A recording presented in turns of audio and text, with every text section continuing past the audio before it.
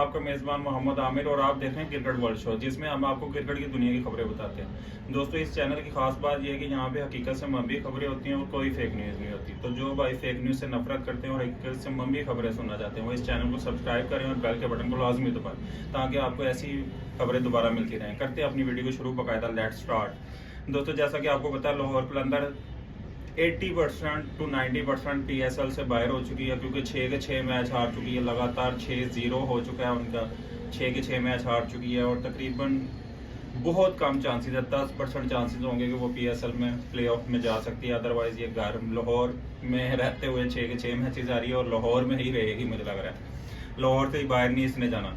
जिस तरह की शहीन ने कैप्टनसी की है, कैप्टनसी पे सबसे पहले आ जाते हैं, इंतहाई पुअर कैप्टनसी है, इसको कप्तान बना दिया, समझ से बाहर है। चाहे शाहिद अफरीदी के कहने पे बनाया या जिसके भी कहने पे भी बनाया, जिसने भी इसको जज किया, ज़का अशरफ ने टोटली गलत फैसले किए हैं, सारे के सारे, जिनमें से सबसे बड़ा गलत फैसला शाहीन को कप्तान बनाने का था।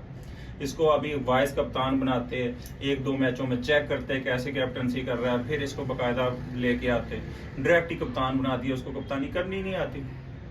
वो प्लेयर अच्छे थे तो इसकी वजह से इसकी टीम को जिता दिया। लक भी इस PSL फाइनलों में आपको पता है, लक भी इसके साथ दिया। क्लोज फाइनल इसने दोनों जीते हैं, तो इसको उठा के कैप्टनसी बना दिया इन्होंने। 2 बार जिताया हुआ है भाई, टीम से जीता है, ये कैप्टनसी नहीं जीता। ये चीज़ें मॉनिटर करनी पड़ती हैं, ये चीज़ें लाजमी देखनी पड़ती हैं।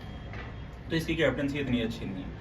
तो बाबर के चांसेस दोबारा आ रहे हैं कैप्टनसी बनने के लिए। मुझे लग रहा है T20 वर्ल्ड कप में मेरे स्ट्रॉन्ग चांसेस ये हैं, मेरी प्रिडिक्शन ये है कि बाबर आजम दोबारा कप्तान बनने के लिए जा रहा है T20 वर्ल्ड कप में। मुझे बाबर आजम की कप्तानी से ज़्यादा मसला नहीं है। जो पिछले 2 T20 वर्ल्ड कप में उसने कप्तानी की है, एक में सेमीफाइनल में पहुंचाया है, एक में फाइनल में पहुंचाया है। इस दफ़ा हो सकता है जिताना चाहिए था, तो कप्तान रहने देना चाहिए था। T20 में खासकर उसको उतार कर फेंक दिया उन्होंने। हालांकि कितनी ज़बरदस्त परफॉर्मेंस है उसकी, जो खामियां है उसको दूर करो भाई, इतने ज्यादा मसले नहीं है, उसके कप्तानी से उतार दिया। ओपनिंग का जरूर इशू है, मैं मानता हूँ कि ओपनिंग में इसको चेंजिंग करनी चाहिए। बाबर आजम को अपने साथ लेफ्ट हैंडर रखना चाहिए, चाहे फखर रखना चाहिए, अगर फखर नहीं रख रहे तो सैम अयूब को रखना चाहिए, सैम अयूब। और इसने टीम डबल तैयार नहीं की, ये भी गलती है। जो बाबर आजम की गलती है उसको बताएं, उसको अपने पास बिठाएं, उसको बताएं ये खामियां ये दूर करनी है भाई, फिर आप कप्तानी स्टिल कर सकते हो अगले वर्ल्ड कप के लिए। अदरवाइज आपको घर जाना पड़ेगा।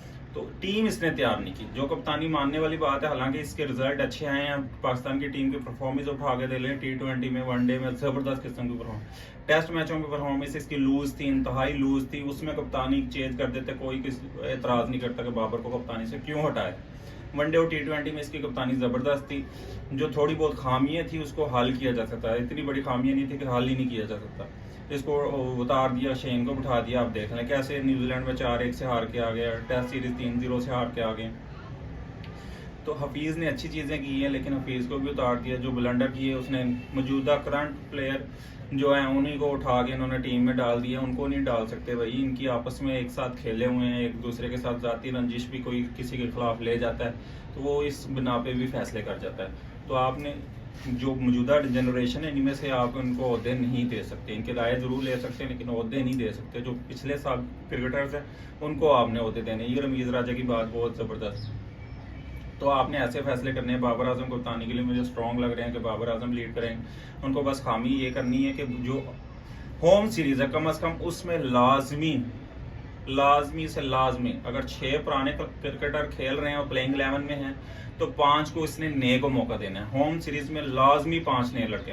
अवे सीरीज है तो उसमें पुराने 11 खिला ले, लेकिन जो होम सीरीज है उसमें कम से कम भी 5 नए खेलने चाहिए।